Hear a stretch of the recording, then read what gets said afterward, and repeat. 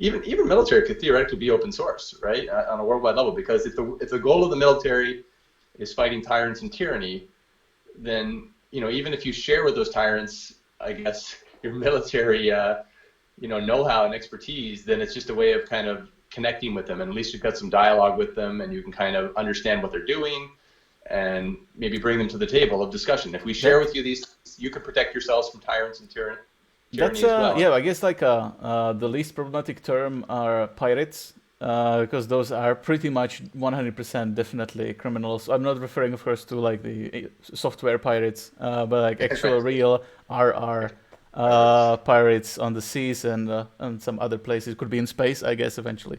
Yes. Yeah, sure. Like for security purposes, I think, but there's still like there is a legitimate discussion to be had how much you can push complete open source in militaries, because there's it's actually not that much of a problem. I guess it's a really good point to talk about intelligence and like secrecy as an institution in a world with Starfleet like military, because even in Star Trek there's Section 31, which is essentially their unacknowledged dark intelligence agency black ops type group that's trying to make sure that the like naive and idealistic most of Starfleet isn't like actually going to wipe out the human race just because they're being too nice. Right. So there's even like in there they're speculating about the balance. Like the only problem with that whole future is that they didn't really answer any economic questions. So they Right. didn't provide a plan how to like economically make that work. Even though as like an end result, it's generally like agreeable.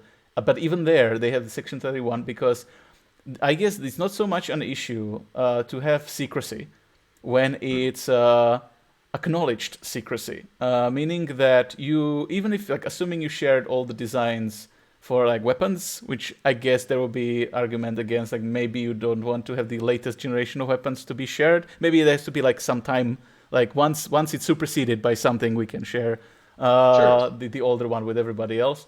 But so that you have some edge, like the argument would be like that you constantly have an edge against opposition. That's one thing. Another thing is like even if you did share most of that technology, there'd still be all kinds of information that would be kept secret, of course, because like where like your movements of your troops or like sort of what kinds of exact procedures you have in place to defend yourself. Like that, those are the kinds of things that even in a mostly open source world, somebody in charge of security will have to keep secret to some extent. There's just the difference between acknowledged secret projects and unacknowledged secret projects, because one of the big issues in the United States is that it appears that a system of unacknowledged black ops projects developed there, where it's so secret that if it was like uncovered, like if the operatives were caught doing the thing, like what it means that is unacknowledged is that they would be left essentially to face the punishment, because like the government wouldn't acknowledge that Right. it is that they were part of an operation. So it's like an extra level of Protect. secrecy, and also an extra level of unconstitutionality. Right. So the issue with that these kinds of this level of secrecy is well anti-democratic, or like is against any rules that you set up, because like by definition you can have set up rules for secrecy, and so the government would say of course we have secret projects, and somewhere somebody there's a list of the secret projects, and with like let's give it like 50 plus years, and we will eventually disclose all of the projects that we did that were secret, and there are reasons for secrecy that are specified in some sort of legal document. So if you know, you can know that if it's secret, it will be secret for one of these reasons, and not because it was, I don't know, an experiment to give black people syphilis.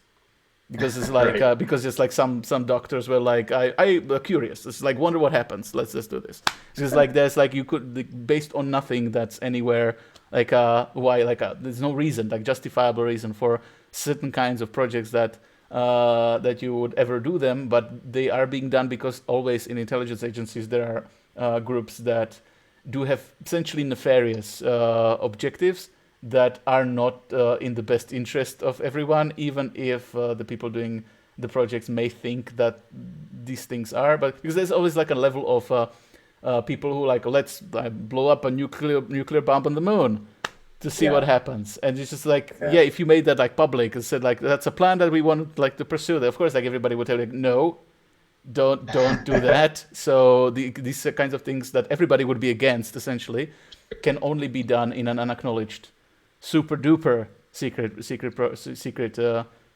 project or program. And like I said, even in Star Trek, they have a version of that, which is Yes, called Section 31. I think the simplest and easiest way to justify it is something like undercover work in a criminal organization. You have to send an undercover spy in to figure out what they're doing wrong, how dangerous they might be if they're trying to bomb the states or they're trying to get a hold of a nuke so that they can cause terrorism, right? So you definitely need an element of secrecy when you're combating tyranny and terrorism. So I think everyone kind of agrees that we need some level of secrecy in those intelligence agencies. However, you definitely need some kind of oversight. You definitely need to make sure that the people in charge of that secrecy are, doing it for the right reasons, and that there's at least some checks and balances there to keep it from getting corrupt.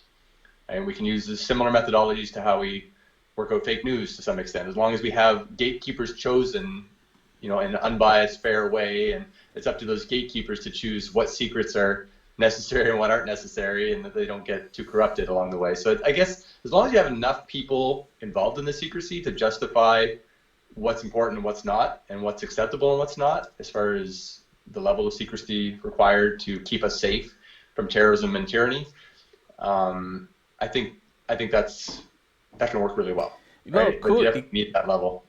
it could in theory, but again, in practice, it's a bit more complicated. Like in the United States, it already was supposed to work like that. Should be like a congressional committees having oversight over secret projects, and again, so that there's accountability. Like there are democratically elected representatives who secretly, but they have the authority given by the people, Right. are deciding which of the projects are like justified or not justified, and therefore get funding or not.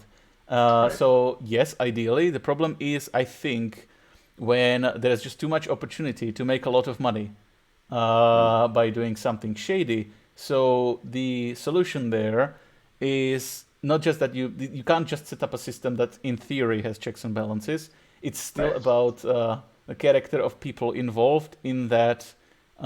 Currently, many people have been brought up with the mentality, even like people who wouldn't necessarily on their own have that mentality, of that like I just pursue just more and more and more money and profit. So Right. if most of your people are of the mindset that they need to just get as much money for themselves as they can, and screw everybody else, then these people will be very ambitious and motivated, so they would get into positions of power, and in the positions of power they would be always trying to create either like legal or finding legal loopholes, but also just illegally, just because they're in the position that, for instance, if they are responsible for the oversight and they create a super duper secret black unacknowledged project, then there's nobody to stop them Yeah. from doing that. So it's still a whole cultural thing why like something like Starfleet may work hypothetically in the future, because in that society also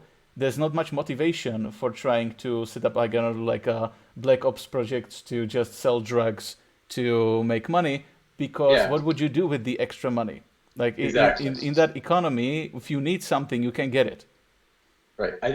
I think you hit the nail on the head here, but the key problem to solving most, if not all, of these problems is eliminating scarcity to some extent, right? And making sure that everybody has as much as they need, as much opportunity as they need, and as much stuff, I guess, as they need, or access to the stuff, so that there's not really as much of an incentive to worry about money.